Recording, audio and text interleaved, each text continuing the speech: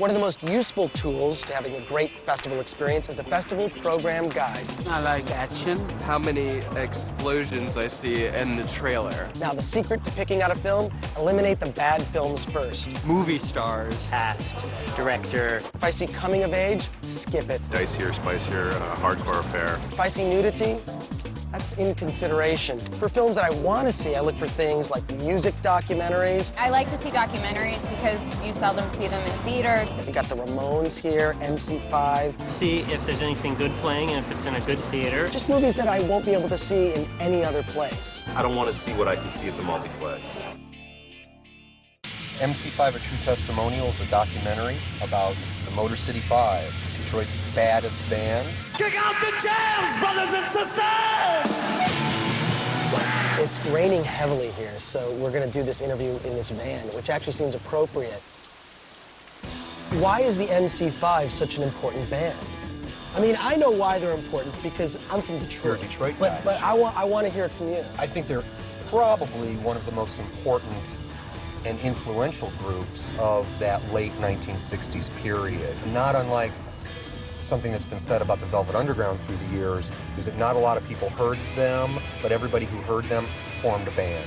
We're not just talking about a band that played influential music. We're talking about a band that was politically involved, whether they liked it or not. It's important to note here that what we're talking about is really protesting the Vietnam War. That was the one thing that people either rallied together against or polarized them. And the MC5 were very outspoken against the Vietnam War.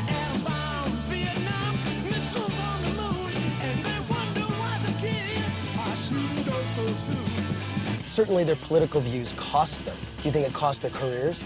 It certainly cost them in terms of their legacy being carried through in the official books of rock and roll history. When you look through the history books dating back to the early 1970s, the MC5 aren't there. One of the things I have to ask you about is the MF word. The MC5, of course, used it in a very infamous introduction to one of their songs. You gotta give it to me. Oh yeah, kick out the jams, motherfuckers, which came from, if you're gonna get up on the stage, you gotta kick out the jams, motherfucker, or get off the stage.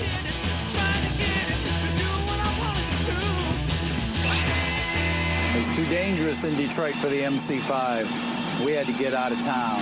I think the MC5 were truly dangerous, and I think they would kick your ass. And that was one of the reasons that made them so true. The movie kicked my ass, and that's why I love it. How do I get in touch with De Niro? How do I track this guy down? Is there any way you can help me out? I'm trying to get an interview with Robert De Niro. Yeah, I'll just call him up. I'll get him on a cell phone right now. No, Bob is, he's a hard guy to get. You know what you want to do? Go find out where he buys his morning coffee. As Chaz Palminteri said last night, it's just a phone call away. You want Bobby here, he'll be here in 5 minutes. This is his restaurant right here. This is Bob's restaurant right here. I'm gonna go check it out. I got nothing. I don't normally get to hang with models at cool New York clubs, but this was the world premiere of The Look, a film that just so happens to feature a group of aspiring models in the Big Apple. Now close your eyes. Okay, now, who thinks they've got the look?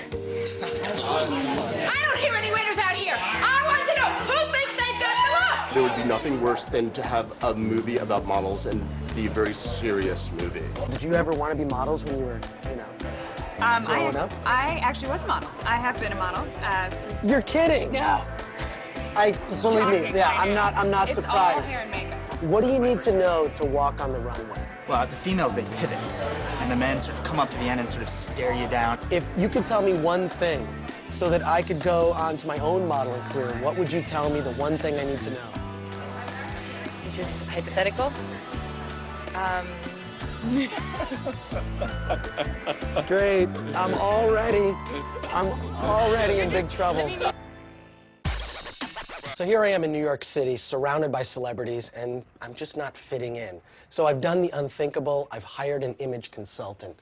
This is Sharon Korenstein from Image Design. That's right, Chris. How are you? I desperately need your help. Okay.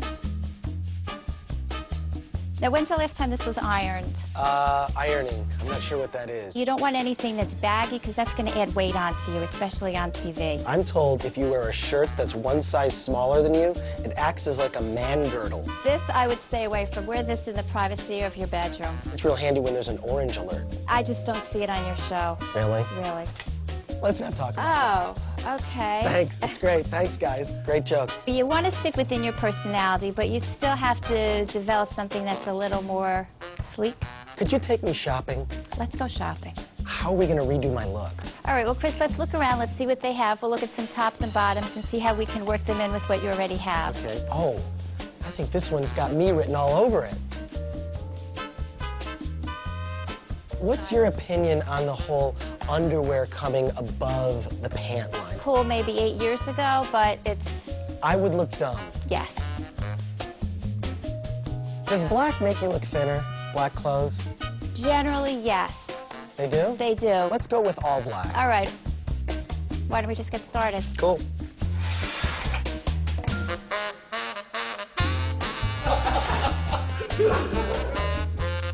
Thinner. You think so? Definitely. No. I like that. I can't, you know what? I'm having trouble with these. I don't know where you got that from. I didn't pick that out for you. Chris, I love that. The shirt fits you. It's new. It's not overly trendy, but it's new. It's contemporary looking. It's the right color for you. It'll look good on camera. So buy this. And I think it works. Okay. Thank you. Thank you. All right. Well, enjoy your new clothes. Thank you. All right. You're all set for your week in New York at the TRIBECA Film Festival. I'm very excited. Very excited.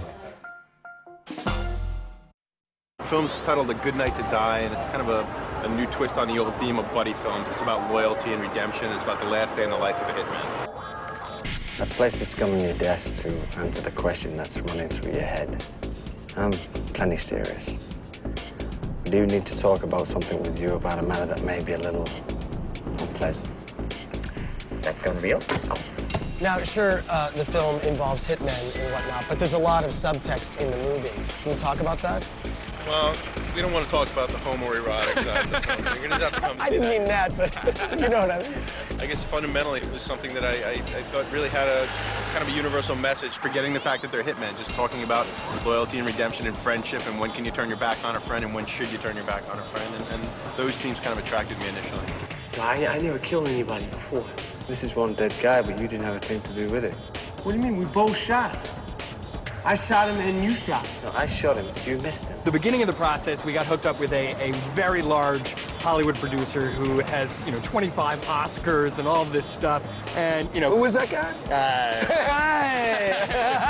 Let's just say, he would send us wires in pre-production and they'd have like 17 banks on them, Cayman Islands, Hong Kong, Amsterdam. We'd be like, don't ask where the money came from, just spend it. What do you want audiences to get out of the movie?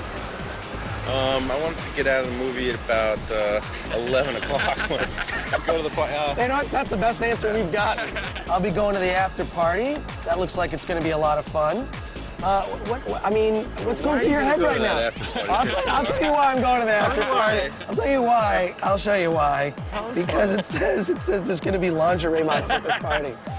No, you know what? I'm going to hang with the filmmakers. Chris actually said, save some for me. Yeah, exactly.